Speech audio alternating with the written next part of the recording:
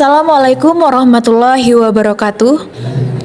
Pada video presentasi kali ini, kami dari kelompok 6 akan mereview jurnal yang berjudul The Bank of International Settlements as a Think Tank for Financial Policy Making. Jika dalam bahasa Indonesia berarti Bank of International Settlements sebagai wadah pemikir untuk pengambilan kebijakan keuangan. Adapun identitas dari jurnal ini, yang pertama judul yaitu The Bank of International Settlements as a Think Tank for Financial Policy Making. Jurnal ini yaitu dari jurnal Policy and Society. Volume dan halaman jurnal yaitu volume 37 nomor 2 dan halaman 170 sampai dengan 189. Tahun terbit dari jurnal ini yaitu pada tahun 2018. Adapun penulis dari jurnal ini yaitu Carola Westernier. Selanjutnya reviewer dari jurnal ini yaitu dari kelompok 6 yang terdiri dari pertama Lisa Komalasari, yang kedua Tiara, yang ketiga Rina Sisterland, dan yang keempat Nikmatul Hidayah. Selanjutnya, jurnal ini terdiri dari pertama abstrak, yang kedua pengantar, yang ketiga pembahasan, yang keempat metode dan hasil, yang kelima kesimpulan, keenam kekuatan, dan yang terakhir adalah kelemahan. Baik, ke bagian pertama ada abstrak. Jurnal yang berjudul The Bank of International Settlement as a Think Tank for Financial Policy Making. Ini berisi tentang pembahasan peran Bank of International Settlement atau BIS sebagai lembaga think tank dalam pembuatan kebijakan keuangan. Jurnal ini mengkaji pengaruh BIS dalam pengambilan keputusan di bidang bank sentral dan fokus pada perannya dalam membentuk wacana regulasi keuangan yang didominasi oleh bank sentral. Abstrak yang disajikan penulis menggunakan bahasa Inggris saja. Secara keseluruhan isi dari abstrak ini langsung menuju ke topik bahasan yang dibahas dalam jurnal ini, namun menurut kami masih kurang dalam memberikan gambaran umum terkait topik apa saja yang akan dibahas. Bagian kedua yaitu pengantar. Pada jurnal ini, penulisan tidak menyajikan pengantar atau pendahuluan terkait latar belakang permasalahan yang akan dibahas dalam jurnal ini.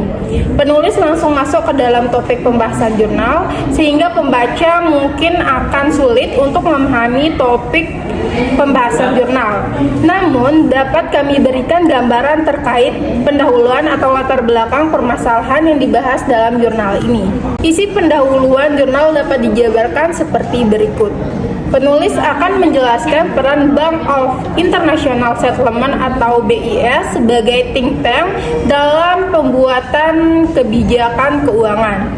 Jurnal ini akan mengkaji pengaruh BIS dalam pengambilan keputusan di bidang bank sentral dan fokus pada perannya dalam membentuk wacana regulasi keuangan yang didominasi oleh bank sentral. Penulis juga menjelaskan terkait penggunaan teori wacana pasca strukturalis tentang hegemoni. Dalam jurnal ini menjelaskan bagaimana para aktor dalam wacana reformasi pasca krisis bertindak dan dipengaruhi oleh lingkungan yang tidak dapat mereka pengaruhi. Analisis ini didasarkan pada analisis wacana dari pernyataan para aktor dan institusi terkait, serta kesimpulan yang diambil dari wawancara dengan anggota komisi ahli, institusi sentral, dan peserta lain dalam proses regulasi keuangan.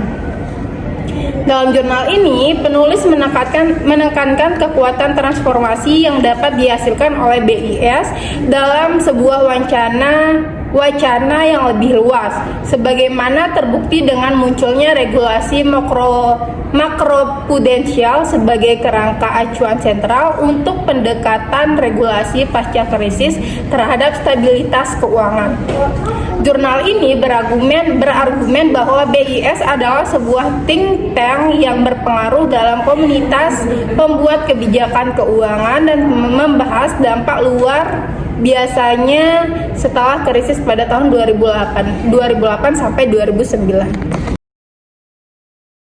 Selanjutnya, pada pembagian pembahasan, penulis membahas beberapa sub di antaranya, yaitu yang pertama, ada tata kelola keuangan pasca krisis. Jurnal ini membahas tata kelola keuangan setelah terjadinya krisis keuangan pada tahun 2008 sampai 2009. Krisis ini mengubah arsitektur tata kelola keuangan dan memunculkan perubahan dalam pembentukan badan pengawasan baru serta meningkatnya pengaruh bank sentral. Yang kedua yaitu sebuah bank dan pusat pemikiran atau think tank. Jurnal ini menjelaskan peran BIS sebagai bank yang juga berfungsi sebagai tempat pertemuan dan pusat pemikiran bagi para bank sentral.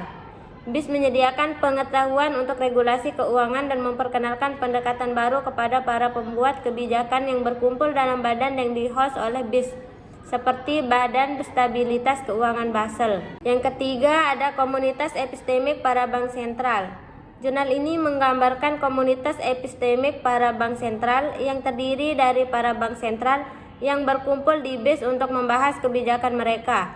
Para bank sentral dalam komunitas ini memiliki keyakinan bersama mengenai stabilitas sistematik dan perlunya regulasi internasional untuk mencapai stabilitas tersebut. Yang keempat, tata kelola teknokratik pasar keuangan.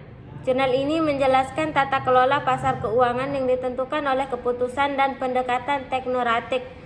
Bank sentral meyakini superioritas mekanisme pasar daripada pemikiran politik dalam menjaga stabilitas keuangan.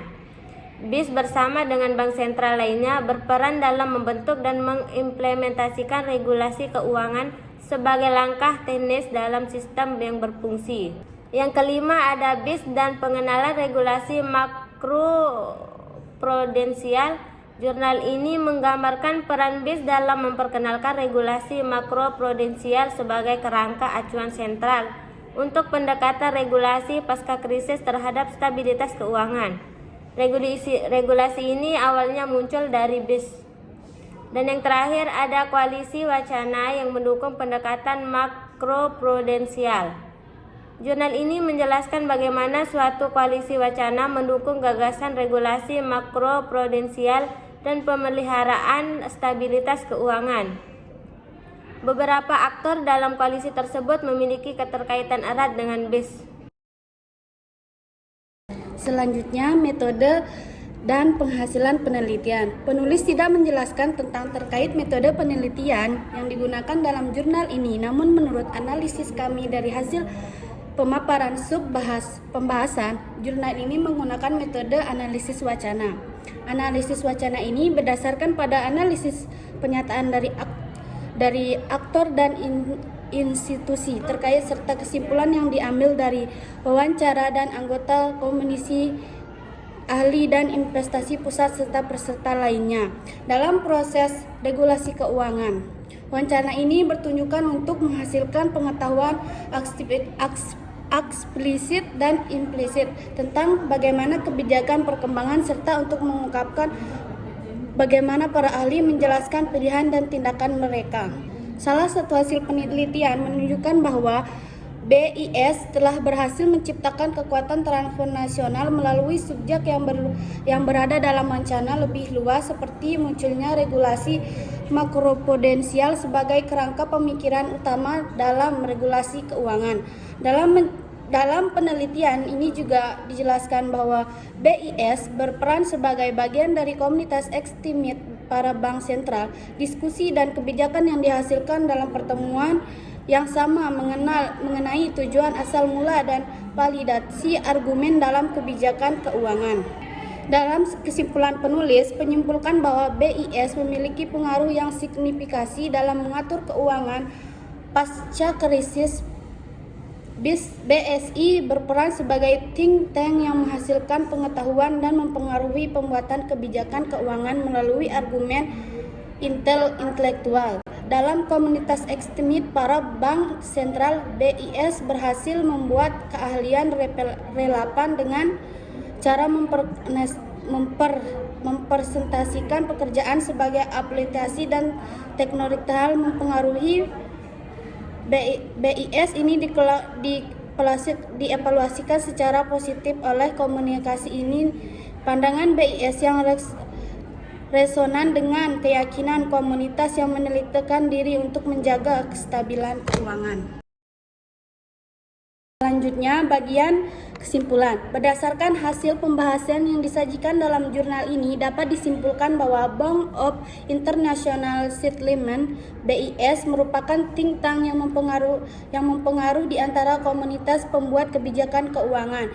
BIS memiliki dampak luar biasa setelah krisis tahun 2008 sampai 2009 dan terlibat dalam pembuatan kebijakan keuangan melalui penyediaan pengetahuan kepada komunitas ekstremis merupakan bank sentral, politik keuangan dan aktor lain dalam tata kelola keuangan. BIS berhasil mempengaruhi regulasi keuangan dengan memperkenalkan kerangka regulasi makroprudensial yang menjadi acuan utama dalam pendekatan regulasi pas krisis terhadap simulasi keuangan. Dengan menggabungkan teori diskursus post-struktural dengan konsep discourse quality, penelitian ini juga menunjukkan bagaimana regulasi makroprudensial menjadi acuan utama dalam pendekatan regulasi pas krisis dan bagaimana BIS mendapatkan manfaat dalam hal ini. BIS berhasil memperoleh levelasi dalam komunitas ekstremis bank sentral dengan menggambarkan kerja mereka sebagai pemilik sifat abilitas dan teknokratis yang selaras dengan pandangan-pandangan dalam komunitas ekstremis tersebut. Selanjutnya, kekuatan atau keunggulan dari jurnal ini. Yang pertama, jurnal ini menggambarkan peran Bank of International Settlements atau BIS sebagai pusat pemikiran dalam pembuatan kebijakan keuangan. Hal ini memberikan wawasan tentang pengaruh BIS dalam pengambilan keputusan di bidang perbankan sentral dan peraturan keuangan. Yang kedua, jurnal ini menyoroti kekuatan yang dapat dimunculkan oleh subjek dalam narasi yang lebih luas, seperti munculnya regulasi makroprudensial sebagai landasan utama dalam pendekatan regulasi pasca krisis kestabilan keuangan. Yang ketiga, pembahasan jurnal ini berdasarkan analisis wacana atas pernyataan dari aktor dan lembaga terkait, serta kesimpulan dari wawancara dengan anggota komisi ahli dan institusi sentral serta peserta lain dalam proses regulasi keuangan. Hal ini memberikan pemahaman yang lebih dalam tentang proses evolusi kebijakan dengan mewawancarai berbagai pihak yang memiliki pandangan yang berbeda. Jurnal ini mencakup beragam perspektif dalam tata kelola keuangan. Yang keempat, jurnal ini menunjukkan bagaimana BIS memiliki dampak luar biasa dalam tata kelola keuangan pasca krisis 2008 sampai 2009 melalui peran sebagai pusat pemikiran. Yang kelima, penelitian ini dapat menggambarkan bagaimana BIS menghasilkan pengaruh yang besar dalam regulasi keuangan melalui argumentasi yang resonansi di kalangan komunitas kebijakan keuangan. Yang keenam, jurnal ini memiliki struktur yang baik dengan pengenalan, pembahasan, dan kesimpulan yang jelas. Selanjutnya, kelemahan dari jurnal ini. Yang pertama, jurnal ini mengabaikan peran institusi lain dalam tata kelola ekonomi, seperti IMF atau OECD, yang dapat memberikan wawasan yang lebih holistik tentang pengaturan keuangan.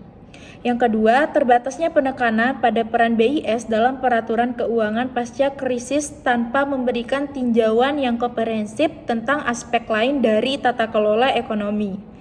Yang ketiga, jurnal ini mungkin memiliki bias dalam pemilihan responden yang diwawancarai yang pada akhirnya dapat mempengaruhi analisis dan temuan. Yang keempat, penggunaan analisis wacana mungkin mempengaruhi penafsiran data oleh peneliti.